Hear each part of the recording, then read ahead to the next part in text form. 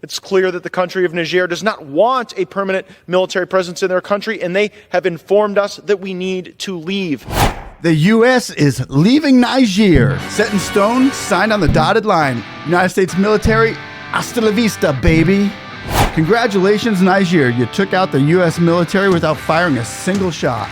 Russia is now jumping in and filling those shoes that the United States and Biden administration just could not fill. The congressman from my state in Florida, Matt Gaetz, called out the Biden administration today on the floor of the Congress House. He went to the news over there and started telling everybody, Niger does not want us there. Why are we there? Get our troops out.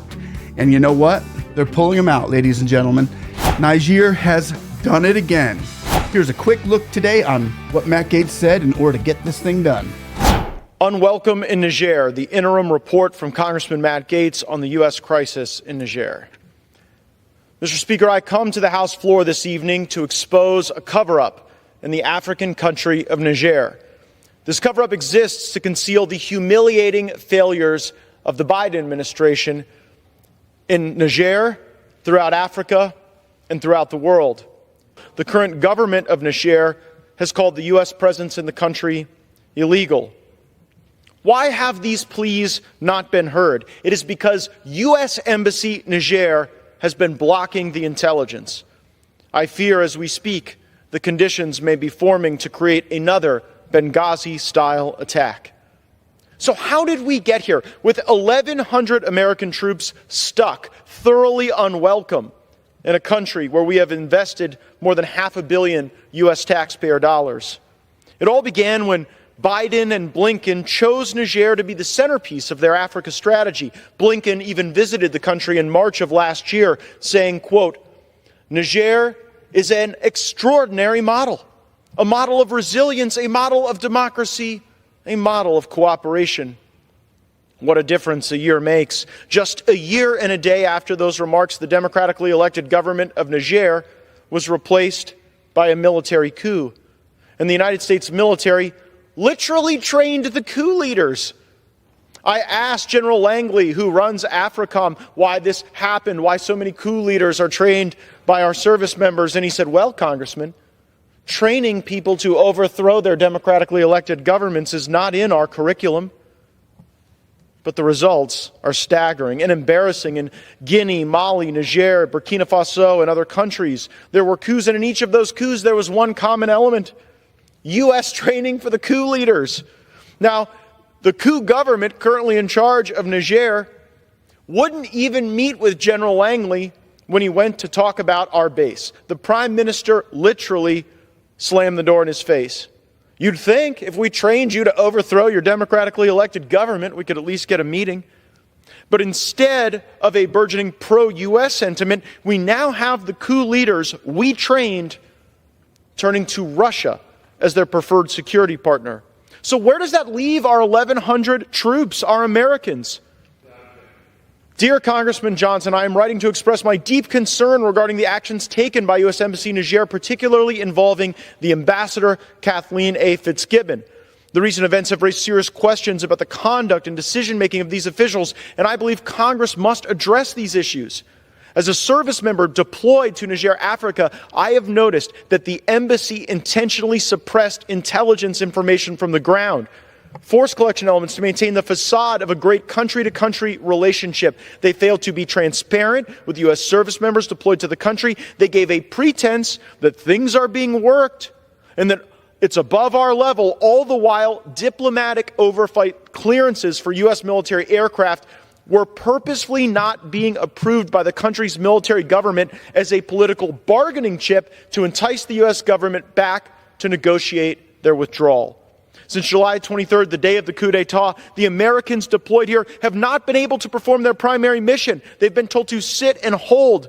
It's clear that the country of Niger does not want a permanent military presence in their country, and they have informed us that we need to leave. At this time, there are approximately 1,100 U.S. service members in the country who are essentially being held hostage from returning to their homes and to their families, while the State Department continues with failed diplomacy by not communicating with the country of Niger on what the withdrawal plan would look like.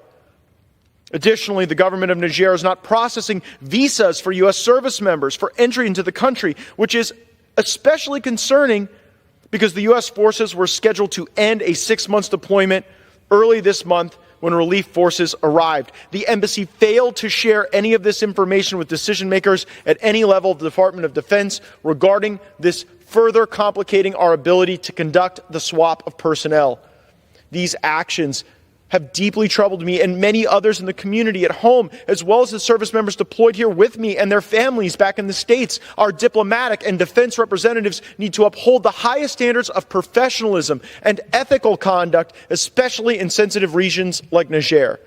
The actions taken by the embassy officials not only reflect poorly on the United States, but also have potential implications for our bilateral relations with other partner nations and the safety of our personnel in this region. When I became aware of this letter, my office conducted a number of interviews which confirmed the claims made by the senior enlisted official. The fact that we've got Russia as the preferred security partner now means there are Russians behind the wire at Air Base 101.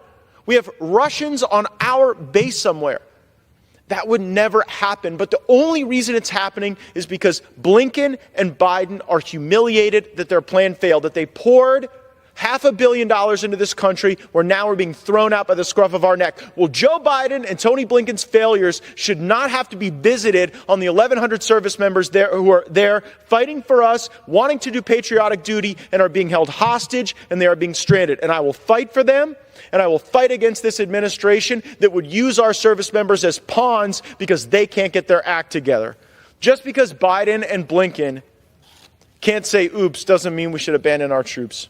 There's the congressman from Florida who got on the floor and called out the Biden administration today for still staying in Niger when they weren't welcome. But let me just correct one thing that you said, Mr. Gaetz, congressman from Florida. First of all, these are not coups that you're seeing in Africa. These are revolutions. Secondly, Niger wasn't going to be another Benghazi. Niger was kindly asking us to leave. That's all.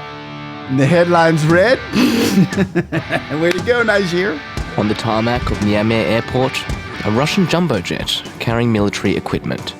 On board, military instructors from the Russian Ministry of Defense, who make no secret of their mission here. We're here to train the Nigerian army using the military equipment that has arrived here. The military junta in power in Niamey has been keen to strengthen its military ties with Russia, as have the ruling juntas in neighbouring Mali and Burkina Faso. And General, you would agree with me with the premise that we should never sacrifice the well-being of our service members to avoid political embarrassment, right? Congressman, I will tell you, I'm not tracking that somebody in Niger is not getting their medicine or their mail, but I will follow up. You don't even know the status after of this. diplomatic overflights. How about the great power competition? You would agree on train and equip missions. We would never want Russian soldiers at the U.S. installation where we're doing train and equip, right? That's not even a tough question. You would agree? Yes. And so if there were Russian soldiers behind the wire at Air Base 101 in Niger, where we have soldiers doing the train and equip mission, that would concern you, wouldn't it? Did you know that the partner nations that we have at that base with our soldiers, the partner nations, the Italians and the Germans, they've stopped cooperating with us. They won't even help us get provisions to our troops because of the status of forces agreement that we have with the government being deemed invalid. The protesting out on the streets, the people of Niger have spoken. And like I said before, the world is watching. Ladies and gentlemen, once again, thanks for watching. Click that notification button so when we get this information out, you can get this information in. One love. God bless you all, and we'll see you on the next one. Bye-bye.